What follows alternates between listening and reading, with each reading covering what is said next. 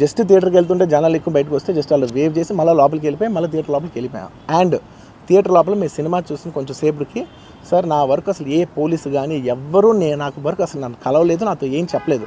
నాకు చెప్పిందల్లా అది పైగా మా మేనేజ్మెంట్ సైడ్ నుంచి వాళ్ళు మా వాళ్ళు వచ్చి చెప్పింది ఏంటంటే, సార్ బయట ఓవర్ క్రౌడ్ అవుతుంది, మీరు దయచేసి వెళ్ళిపోండి అని చెప్పారు.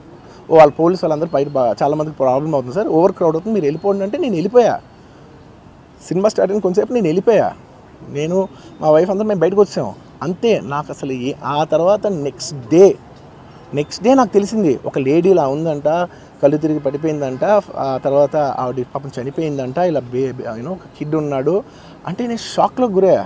అంటే నాకు తెలీదు అసలు, నెక్స్ట్ డే వరకు నాకు అసలు తెలీదు. I had no idea.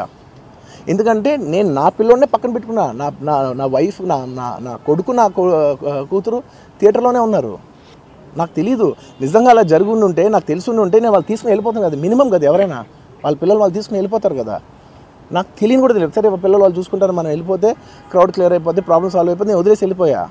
అలాంటిది నాకు తెలిసి కూడా నేను సినిమా చూస్తూ ఉన్నాను, ఇలాంటి ఫాల్స్ అలిగేషన్స్ వస్తే చాలా బాధ వేస్తుంది. పిల్లలు ఉన్నారు సార్, పిల్లలు వదిలేసి వెళ్ళిపోతాను నేను. నాకు నా పిల్లలు అంటే ఎంత ఇష్టం తెలుసు, ఎవరైనా ఉంటారు కదా తీసుకుని వెళ్ళిపోతారు కదా. అలాంటి నాకు క్లూ కూడా లేదు. నేను ఇంటికి వెళ్ళిపోయిన తర్వాత నేను వెళ్ళిపోయిన నెక్స్ట్ డే నాకు మార్నింగ్ తెలిసి ఇలా చనిపోయారంటే షాక్ అయ్యాను నేను.